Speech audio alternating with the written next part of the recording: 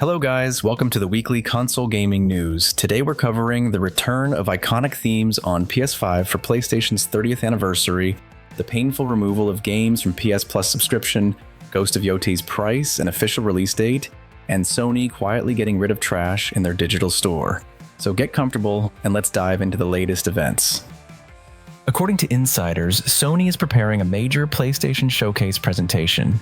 They believe the announcement might happen within the next 2 weeks, with the actual presentation taking place this summer. If the rumors are true, this will be PlayStation's first major show in 2 years. Typically, Sony announces major new releases for their devices at these presentations, ready to surprise the entire gaming segment. I should remind you that last year, Sony decided not to hold such a performance.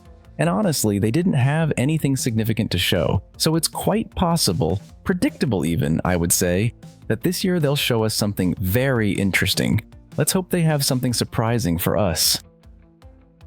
It seems hackers have finally managed to crack the latest firmware for PlayStation 5, and a new jailbreak supporting firmware 1040, which was current just 6 months ago, will be released soon. To put it simply, PS5 jailbreaking has almost caught up with the current firmware, and very soon buying a jailbroken PS5 will be as easy as buying a jailbroken PlayStation 4. However, it's worth noting that the PS5 jailbreak is still extremely buggy and unstable. It constantly crashes the system, breaks the console's performance, and doesn't allow running most of the PlayStation library. So even if you could buy a jailbroken PS5 in the near future, you wouldn't get much use out of it. Now for news affecting all PlayStation 5 consoles, a new system update, 1120, has been released. Cutting through all the unnecessary fluff, 2 key features have been added. First, stylistic themes from PlayStation 1 through PlayStation 4 that were previously presented for PlayStation's 30th anniversary. Pretty cool and can be installed permanently, though Sony decided to somewhat hide them by packaging them in a new section in the console settings. And second, what I consider another key feature, the audio focus system. Flexible audio parameter settings allow you, for example, when playing online shooters, to increase sensitivity to enemy footsteps, making it easier to detect opponents approaching you. A game changer that PlayStation consoles have clearly been missing for a long time.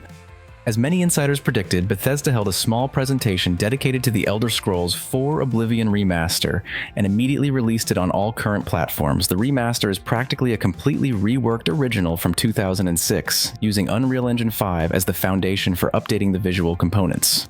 The core logic and game engine remain from the old engine. The new Oblivion impresses with highly detailed textures, improved lighting effects, reworked water surfaces, updated vegetation, and denser landscapes. The leveling system has also been improved, combining elements from Oblivion and Skyrim, and the enemy scaling system has been reworked to better match player levels, essentially trying to fix the auto-leveling problems. Currently, players can only purchase the digital version, and whether there will be a disc version, I honestly don't know. But the digital version comes in 2 variants, Standard and Deluxe. The latter includes everything from the base game, plus a new quest that allows you to obtain unique digital armor and weapons, additional horse armor sets, a digital art book, and soundtrack. I should also mention that Oblivion Remaster was available on Game Pass from day 1 for PC and Xbox console users. Sony hasn't forgotten about the second PlayStation VR and is actively helping third-party developers promote new games for this headset. However, Sony itself no longer plans to create new exclusives for the second VR, and all its support will be limited to advertising third-party games and minor fixes. The incredibly genius Hideo Kojima has announced that Boca, Japanese mountain porters, will appear in Death Stranding 2. He was initially inspired by them when creating the first game, and now Boca will become full-fledged NPCs and an integral part of the gameplay. There will also be a pre-order bonus named Boca Skeleton, a special type of equipment. I believe Kojima hasn't revealed anything groundbreaking for many, as the similarities between Japanese mountain porters and his creation Death Stranding are obvious to the naked eye. It's clear what inspired the genius and what served as his main muse. The long-awaited Forza Horizon 5 has finally been released on PS5, and it turns out the game runs even better on PS5 than on Xbox, especially the PS5 Pro version, which received a whole bunch of visual upgrades and can run at full 4K 60 FPS. Specialists from Digital Foundry released a detailed review of the PS5 version of Forza Horizon 5. In their opinion, PS5 Pro provides the best console experience in history. To be brief, the Forza port on PS5 is excellent, and the Pro version in performance mode is the best way to play on consoles today. Impressive graphics without loss of smoothness. I'll remind you that early access to the game started on April 25th for Premium Edition owners, while the release for other players who pre-ordered the base edition will be on April 29th. The official PlayStation blog has announced the release date for this fall's sacred PS5 exclusive, Ghost of Yotei. The samurai action game is set to release on October 2nd, with pre-orders opening on May 2nd. 3 pre-order variations will be available. The standard edition for €80 for the European market, the deluxe edition with additional in-game benefits for €90, and a collector's edition for €250. Judge the collector's edition contents for yourself. In this announcement, the developers once again confirm that the stories of Jin, Sakai, and Atsu are not connected, but even considering this, they aim to make Ghost of Yotei a worthy continuation of the Tsushima spirit, with a perfect story, charismatic heroine, and well-developed in-game world. The multiplayer cooperative shooter FBC Firebrick from Remedy, based on the Control universe, will be released on June 17th and will immediately appear in the PlayStation Plus Extra subscription. The game will support cross-play between platforms, but unfortunately, cross-progression is not provided. To give you the full picture, Remedy will be selling FBC Firebrick for $40 in case you have the minimum subscription or simply want to have it in your library, and there's also a deluxe edition for $50. Honestly, I don't see the point in spending extra. It's better to have extra and try it on release day than overpay for who knows what.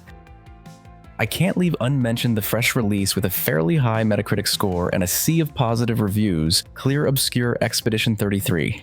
The average score from journalists has settled at 92 out of 100. The story will take an average of 30 hours, while complete playthrough will stretch to a full 60. Gameplay-wise, it's a colorful, graphically impressive adventure with turn-based combat elements, character progression, charismatic heroes, and a rich open world. Critics primarily praise the strong story, despite a slightly confusing prologue, well-thought-out turn-based combat system, beautiful graphics, visual effects, and sound design. To put it more simply, it's a compilation of well-executed work.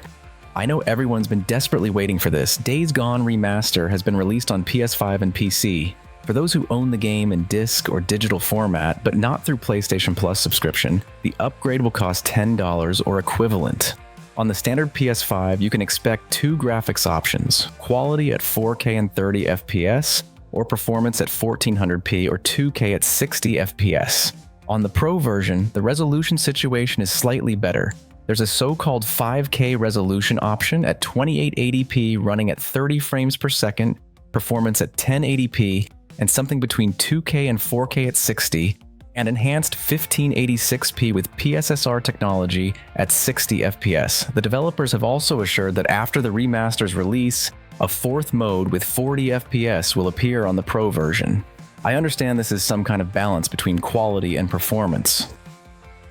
And Paul Tassi from Forbes reported that Bungie's management got somewhat nervous about the cold reaction to their Creation Marathon's gameplay, but tried to calm the team. The studio has also lifted the ban on publishing content for the playlist starting April 23rd. Players can freely share gameplay and their impressions. With this, Bungie wants to clearly show that their game deserves attention even in its unfinished state, and which will reportedly cost around $40. I might be wrong, but the best Bungie can hope for is if the game gets pushed into the PlayStation Plus subscription on day one.